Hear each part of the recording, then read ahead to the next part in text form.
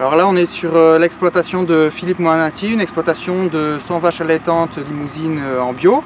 Donc sur un secteur qui est plutôt constitué de coteaux assez secs. L'idée, c'est de planter des arbres qui à terme serviront pour du bois d'œuvre, mais entre-temps de segmenter une grande prairie pour faire du pâturage tournant dynamique et voilà, d'optimiser un peu plus l'utilisation des prairies permanentes. Donc on est ici sur une plantation agroforestière d'à peu près une douzaine d'hectares, avec une quarantaine de tiges à l'hectare, avec on va dire une multiplicité et d'essences et de fonctionnalités.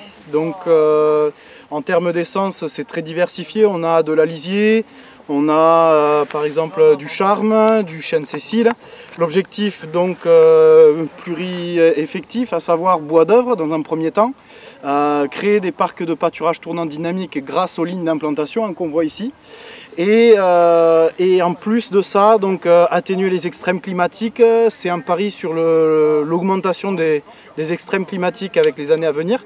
Donc protéger les cheptels des sécheresses, améliorer la qualité des sols, protéger le cheptel aussi du vent, de la pluie.